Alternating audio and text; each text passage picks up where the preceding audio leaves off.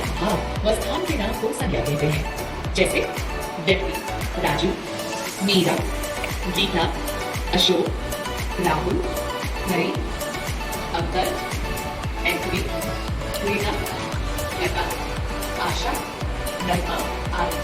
वस्तु गेंद, फल, साइकिल, बोतल, पेंसिल, कागज, पुस्तक, पेड़, पत्ता, फूल, शेर। पशु हाथी, बकरी आदि। भाव क्रोध, खुशी, प्रेम, ईर्ष्या, दुख, भूख, प्यास आदि। स्थान दिल्ली, मुंबई, मद्रास, कलकत्ता, मथुरा, पंजाब, तमिलनाडु, हरियाणा, अमृतसर, केरल, उड़ीसा आदि। इनके अलावा रिश्ते, मौसम, धातु, पदार्थ आदि भी संज्ञा कहलाते हैं। संज्ञा के लिए किसी व्यक्ति संज्ञा किसे कहते हैं? जब किसी व्यक्ति, वस्तु, स्थान आदि का बोध उठाएं तो हम क्या कहते हैं? संज्ञा। अब हम पढ़ेंगे संज्ञा के नियम।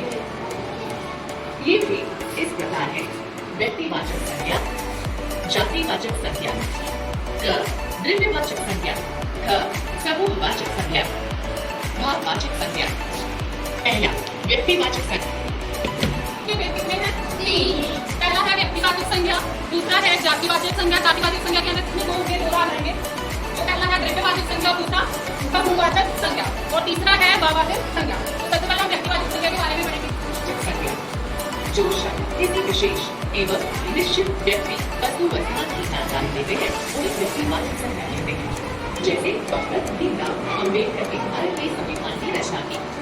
विशेष व्यक्ति है, यहाँ हमने उनके नाम से उन्हें संबोधित किया है। भारत का सबसे पहला वेद ऋग्वेद है। विशेष वस्तु ऋग एक वेद है जो लिखित रूप में मौजूद है। ऋग्वेद एक विशेष पुस्तक है जहाँ मस्जिद दिल्ली में स्थित है। निश्चित स्थान, इस वाक्य में एक विशेष स्थान का बोध रहा है। दिल्ली एक निश्चित स्थान है। इन उदाहरणों के माध्यम से हम समझ सकते हैं जब किसी विशेष व्यक्ति, निश्चित स्थान एवं विशेष वस्तु की बात की जाती है तो वह व्यक्तिवाचक संज्ञा कहलाती है। 2. जातिवाचक संज्ञा। किसी भी प्राणी, जंतु एवं समूह की जानकारी देने वाली संज्ञा शब्द को जातिवाचक संज्ञा कहते हैं। जैसे रानी किताब पढ़ रही है। इस वाक्य में केवल किताब कहा गया है, अर्थात वो कोई भी किताब हो सकती है। यहाँ किताब के पूरे समूह की बात की गई है। बच्चे विज्ञान में करते हैं। इस वाक्य में केवल बच्चे कहा गया, अर्थात किसी विशेष बच्चे के बारे में नहीं, अभी तो सभी बच्चों की बात की गई है। आप फल खाएंगे। इस वाक्य में किसी फल का नाम नहीं लिया गया है, बल्कि यहाँ फलों के समूह की बात की गई है। यदि मैं यहाँ कहूँ कि मैंने आज आम खाया था तो यह भी जातिवाचक संज्ञा ही है, क्योंकि आम की किसी विशेष प्रजाति का नाम नहीं लिया गया है। जातिवाचक संज्ञा के दो रूप होते हैं, पहला द्रव्यवाचक और दूसरा समूहवाचक।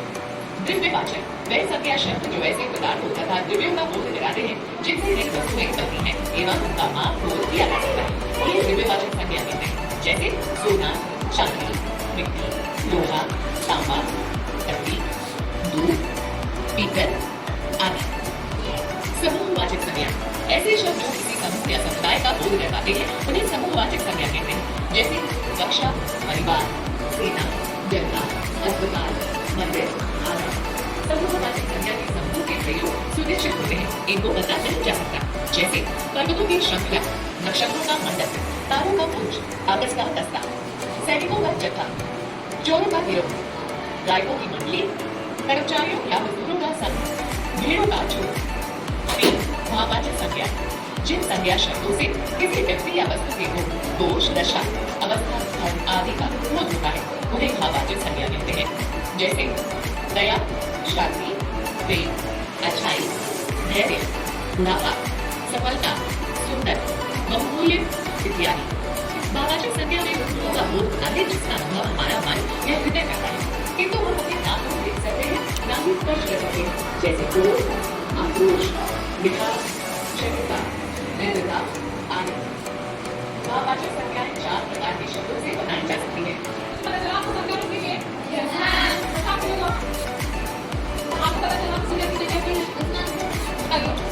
जो शब्द किसी व्यक्ति, वस्तु, स्थान आदि का बोध कराएं उन्हें संज्ञा कहते हैं।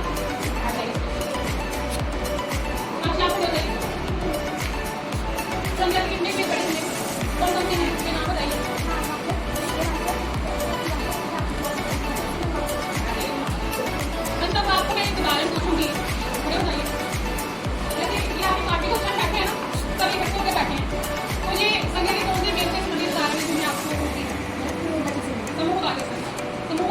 है कि जब हम सभी इकट्ठे होकर बैठे हैं, किसी सभा में बैठते